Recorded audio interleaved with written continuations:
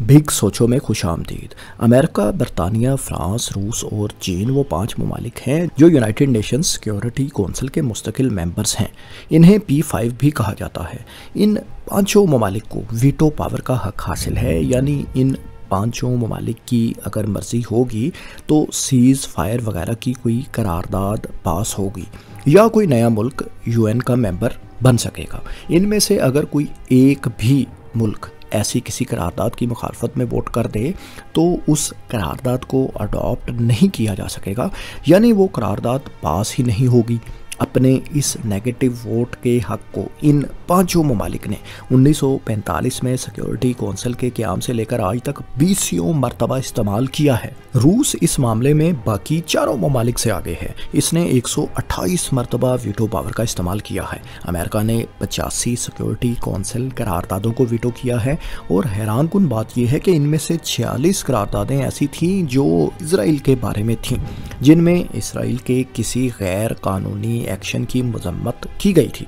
यानी आप अंदाज़ा लगाएं कि अमेरिका ने निस्फ से ज़्यादा करारदादें सिर्फ एक ही मुल्क के गैर कानूनी अमल को तहफ़्फ़ुज़ देने और उसकी हमायत के लिए वीटो कर डाली। इसकी हालिया मिसाल अप्रैल 2024 की है, जब फ़लस्तीन को यूनाइटेड नेशंस की जनरल असेंबली में फुल मेंबरशिप देने से मुतल्लिक सिक्योरिटी कौंसिल की एक रेजोल्यूशन पर वोटिंग हुई।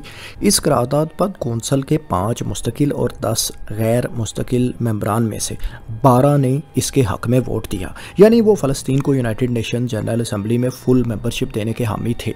2 ममालिक UK और स्विट्ज़रलैंड एब्सटेन रहे, जबकि अमेरिका ने इसके खिलाफ वोट कास्ट किया और इस तरह फ़लस्तीन जनरल असेंबली का फुल मेंबर नहीं बन पाया। यानी आप सोचें कि जिस करारदाद के हक में 80% वोट पड़े और सिर्फ एक मुल्क उसको वीटो कर दे और वो करारदाद पास ही ना हो सके, तो क्या ये ज़्यादती नहीं?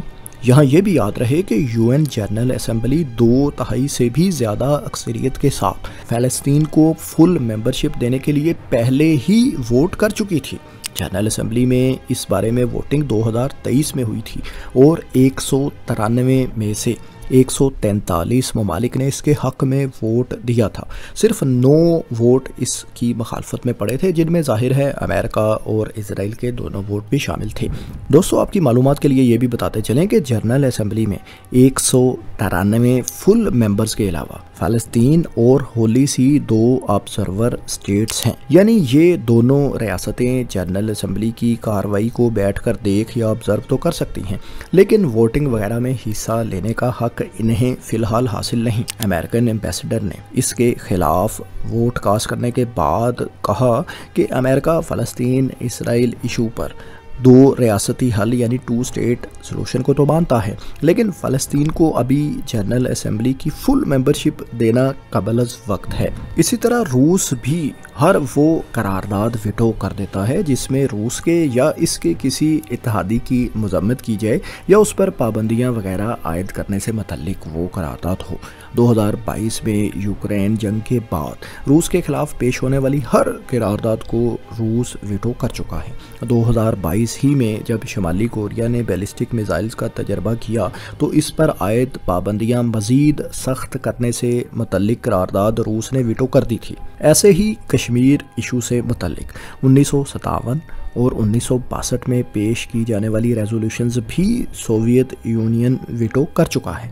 1971 की जंग के दौरान अमेरिका और उसके इत्तेहादियों की तरफ से पेश की जाने वाली रेजोल्यूशंस पर भी सोवियत यूनियन ने नेगेटिव वोट किया था, जिनमें भारत की मजम्मत की गई थी। पाकिस्तान का इत्तेहादी होने की वजह से 1972 में चीन ने इब्तदाई तौर पर बांग्लादेश का UN मेंबर बनने का रास्ता भी सिक्योरिटी कौंसिल में वीटो वोट के जरिए रोक दिया था। वीटोज की एक लंबी फहरिस्त है जो आप देख भी रहे हैं, लेकिन इस टेबल में एक चीज़ वाज़ेह नज़र आती है कि रूस या तो अकेले ही वीटो करता है या चीन अक्सर करारदादों को वीटो करने में इसका साथ दे रहा होता है। ऐसे ही USA को भी कभी UK और कभी फ्रांस या कभी इन दोनों पार्टनर्स की हमायत हासिल होती है। 1989 के बाद से अमेरिका अकेला ही वीटो करता चला आ रहा है और इसके दोनों इत्तेहादियों ने तब से ये हक इस्तेमाल नहीं किया। यहाँ आपको ये भी बताते चलें कि एक मौका ऐसा भी आया था जब 1956 में सुइज कैनाल क्राइसिस के वक्त इजराइल, फ्रांस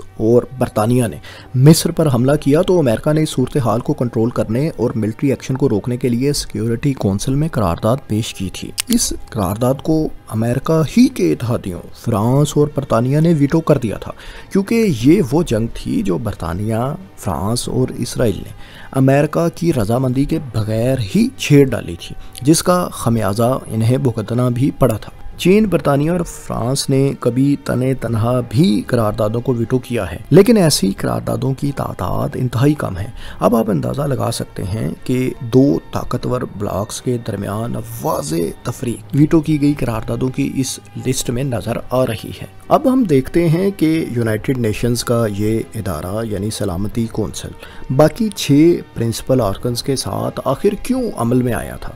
तो दोस्तों, सिक्योरिटी कौंसल यूनाइटेड नेशंस में शायद सबसे ताकतवर इदारा है, जनरल असम्बली से भी शायद ज़्यादा।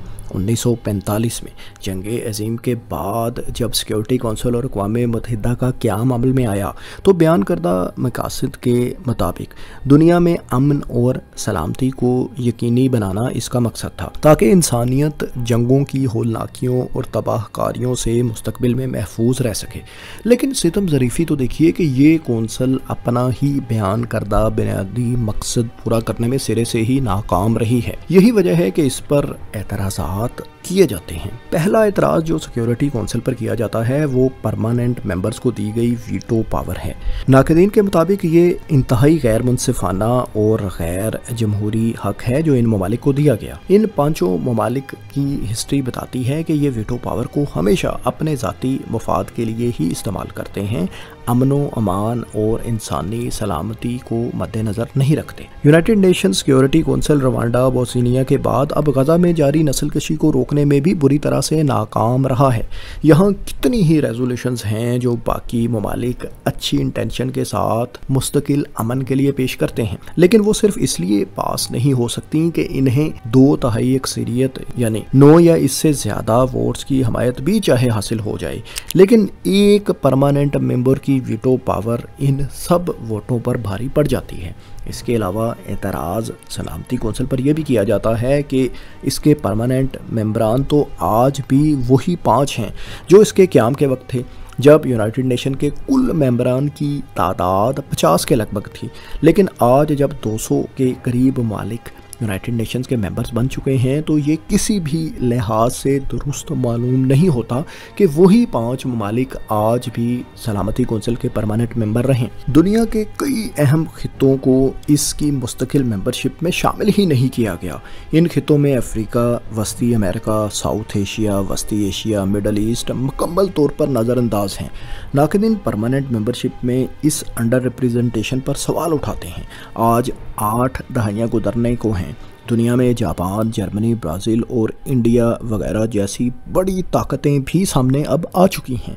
इन्हें मुस्तकिल मेंबरशिप ना देना यूएन सिक्योरिटी काउंसिल पर एक सवालिया निशान है। दुनिया में जारी चैलेंजेस और तनाज़ात को रोकने में नाकामी और इस काउंसिल में इस्लाहात लाने की रुकावट जैसे बेशुमार एतराज़ात इस अदारे पर वक्तन फ़वक्तन किए जाते रहते हैं। यहाँ आपको ये भी बताते चलें कि 2013 में सऊदी अरब को जब पहली मरतबा सिक्योरिटी काउंसिल की गैर मुस्तकिल सीट मिली तो सऊदी हुकूमत ने इस तंजीम के दोहरे मेयार पर तनकीद करते हुए ये मेंबरशिप कबूल करने से इनकार कर दिया। सऊदी हुकाम का कहना था कि जब तक ये अदारा दुनिया में अमन और सिक्योरिटी को यकीनी नहीं बनाता और इसमें इस्लाहात नहीं लाई जाती, उनका मुल्क सिक्योरिटी काउंसिल का मेंबर नहीं बनेगा। सऊदी अरब आज भी इसी पॉलिसी पर अमल पैरा है। लेकिन मसला ये भी है कि सिक्योरिटी काउंसिल में इस्लाहात लेकर आना यानी किसी नए मुल्क को इसका मुस्तकिल मेंबर बनाना या मेंबर ममालिक की तादाद में रद्दोबदल करना इंतहाई मुश्किल बल्कि तकरीबन नामुमकिन सा काम है। दरअसल किसी नए मुल्क को यूएन जनरल असम्बली में मेंबरशिप के लिए तरमीम की ज़रूरत तो नहीं होती, लेकिन सिक्योरिटी काउंसिल की इस्लाहात के लिए यूएन चार्टर के मुतल्लिका आर्टिकल्स में तरमीम दरकार होती है और इसका तरीक़ेकार इसी चार्टर के आर्टिकल 108 में तय किया गया है। ये 2 मराहिल पर मुश्तमिल एक तरीक़ाकार है। पहले मरहले में किसी भी तरमीम के लिए यूनाइटेड नेशंस की जनरल असम्बली से 2/3 मेंबर ममालिक को इस तरमीम के हक में वोट करना होता है। यूएन की जनरल असम्बली में 130 93 ममालिक मेंबर हैं और इसका 2/3 128 वोट बनते हैं। जनरल असेंबली यूएन का वो फोरम है जिसका हर वो मुल्क मेंबर होता है जिसे एक खुद मुख्तार मुल्क तस्लीम किया जाता है। यहाँ किसी भी मेंबर को वीटो का हक हासिल नहीं, चाहे वो सिक्योरिटी कौंसिल का परमानेंट मेंबर ही क्यों ना हो। आपके जहन में ये सवाल होगा कि क्या जनरल असेंबली में P5 का इस तरमीम के हक में होना लाजमी होता है? तो जान लें कि ऐसा नहीं। यहाँ सिर्फ 2/3 अक्सरियत दरकार होती है, चाहे वो कोई भी ममालिक हो। यानी जनरल असेंबली के फोरम पर हर मुल्क के वोट की हैसियत बराबर है। अगले मरहले में यूएन जनरल असेंबली के 2/3 मेंबर ममालिक को इस तरमीम की तौसीक आईनी तरीकाकार के मुताबिक अपनी अपनी पार्लिमान वगैरह से करवाना होती है। इस मरहले में शर्त यह है कि सिक्योरिटी कौंसिल के 5 मेंबर ममालिक यानी चीन, रूस, फ्रांस, अमेरिका और बरतानिया भी इस तरमीम की तौसीक करें। अगर सिक्योरिटी कौंसिल का कोई एक भी मुस्तकिल मेंबर इसकी तौसीक ना करे तो वो तरमीम नहीं हो सकती और इसकी बुनियाद पर जो कुछ भी करना मकसूद होता है जाहिर है वो भी नहीं हो पाएगा। यानी चार्टर के आर्टिकल 108 के इस दूसरे मरहले में भी P5 ममालिक को एक लिहाज से वीटो ही का हक दिया गया है और वो किसी भी दूसरे मुल्क को सिक्योरिटी कौंसिल का परमानेंट मेंबर बनने से जाहिर है इसके जरिए रोक सकते हैं। यही वजह है कि आज तक गैर मुस्तकिल मेंबर्स की तादाद को तो 6 से बढ़ाकर 10 तक किया जा सका है। इसके अलावा सिक्योरिटी कौंसिल आज भी वैसी की वैसे ही है जैसी ये अपने क़याम के वक्त थी। सिक्योरिटी कौंसिल के किरदार और परमानेंट मेंबर्स पर एतराज़ात तो किए जाते हैं, लेकिन क्या कोई नया मॉडल भी पेश किया गया है?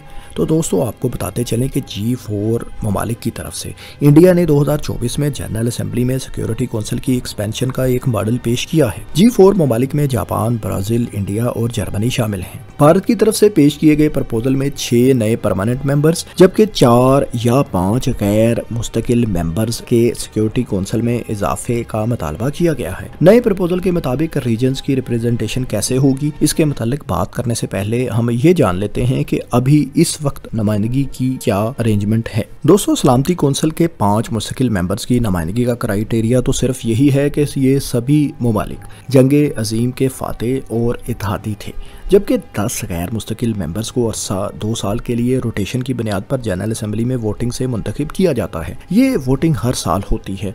5 मेंबर्स सिक्योरिटी कौंसिल को छोड़ते हैं और 5 नए ऐड हो जाते हैं। इन 10 गैर मुस्तकिल मेंबरान की डिस्ट्रीब्यूशन कुछ यूँ है कि 2 सीटें एशिया पैसिफिक के लिए मुख्तस हैं। अफ्रीका को 3 सीटें दी गई हैं, लेकिन ये तीसरी सीट एशिया और अफ्रीका के दरमियान रोटेट होती रहती है। लातिन अमेरिका के लिए 2, ईस्टर्न यूरोप के लिए 1, वेस्टर्न यूरोप एंड अदर्स के लिए भी 2 सीटें रखी गई हैं। अब वापस G4 मॉडल की तरफ आते हैं जिसमें 6 नए परमानेंट मेंबर्स के इजाफे का मुतालबा किया गया है। इसकी तकसीम कुछ यूं रखी गई है। एशिया पैसिफिक के लिए 2 का इजाफा, अफ्रीका के लिए भी 2, जबकि लातिन अमेरिका और कैरेबियन को 1, वेस्टर्न यूरोप और अदर्स के लिए भी 1 सीट रखी गई है। ये कुल तादाद 6 बनती है जो पहले से मौजूद 5 मुस्तकिल मेंबरान के साथ ऐड होकर कुल 11 हो जाएगी। नए गैर मुस्तकिल मेंबरान के लिए G4 मॉडल की तकसीम कुछ यूं पेश की गई है। एशिया पैसिफिक के लिए 1, अफ्रीका के लिए 1 या 2, ईस्टर्न यूरोप को 1, जबकि लातिन अमेरिका कैरेबियन के लिए भी 1 ही सीट का इजाफा तजवीज़ किया गया है। ये कुल तादाद 4 या 5 बनती है जो पहले से मौजूद 10 गैर मुस्तकिल मेंबरान के साथ जमा होकर 14 या 15 हो जाएगी। यूं 11 मुस्तकिल और 14 या 15 गैर मुस्तकिल मेंबरान को मिलाकर कुल तादाद सिक्योरिटी कौंसिल के मेंबरान की 25 या 26 हो जाएगी। इस प्रपोजल में किसी मखसूस मुल्क के बारे में बात नहीं की गई कि वो कौन सा मुल्क होना चाहिए जिसको मेंबरशिप मिलनी चाहिए, लेकिन इस मॉडल में एक अच्छी बात यह जरूर है कि परमानेंट मेंबरशिप के लिए तमाम अहम खित्तों को भी मद्देनजर रखा गया है, जबकि नॉन परमानेंट मेंबर्स की तादाद भी बढ़ाई गई है ताकि ज्यादा से ज्यादा ममालिक को नुमाइंदगी का हक मिल सके।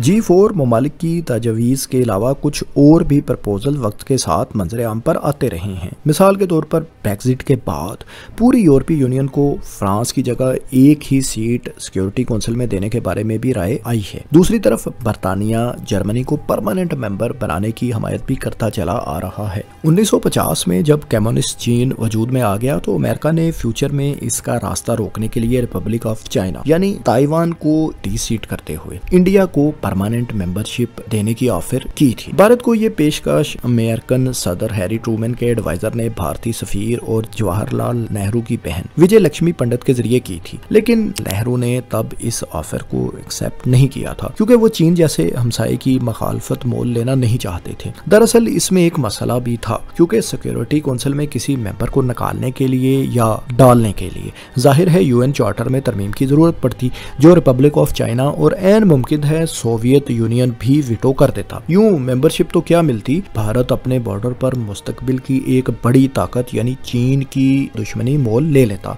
जो बाद में परमानेंट मेंबर बिलाखिर बन भी गया था। लिहाजा नेहरू का ये फैसला कुछ अक्लमंदाना ही मालूम होता है। भारत को दूसरी बार ऑफर 1955 में हुई।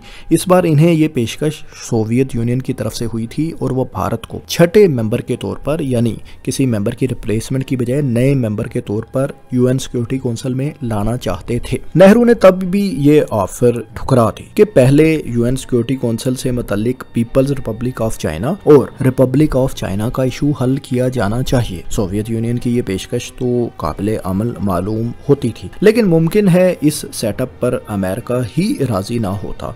लिहाजा ये भी नेहरू का कोई बहुत बुरा फैसला मालूम नहीं होता, जो कि आमतौर पर समझा तो जाता है। यहाँ ये भी जान लें कि पीपल्स रिपब्लिक ऑफ चाइना को परमानेंट सीट अक्टूबर 1971 में यूएन सिक्योरिटी काउंसिल में मिली थी, जब रिपब्लिक ऑफ चाइना यानी ताइवान को इस से डी सीट कर दिया गया था। दरअसल अमेरिका और उसके इत्तेहादी ममालिक ताइवान को ही असल चीन मानते थे, जबकि कम्युनिस्ट चीन को हकीकी चीन के तौर पर तस्लीम नहीं किया जाता था। लिहाजा चाइना को, जो मौजूदा असल चीन है, इसे यूएन का मुस्तकिल मेंबर बनने के लिए 1971 तक स्ट्रगल करना पड़ी थी। दोस्तों, आपके जहन में ये सवाल भी होगा कि क्या कभी पाकिस्तान भी सिक्योरिटी काउंसिल का मेंबर रहा? तो दोस्तों, आपको बताते चलें कि पाकिस्तान 8 मरतबा नॉन परमानेंट सीट पर मेंबर मुंतखब हो चुका है। इनमें से 7 टर्म्स तो मुख्तलिफ औकात में मुकम्मल हो चुकी हैं, जबकि 2 साला 8वीं टर्म का आगाज जनवरी 2025 में होगा।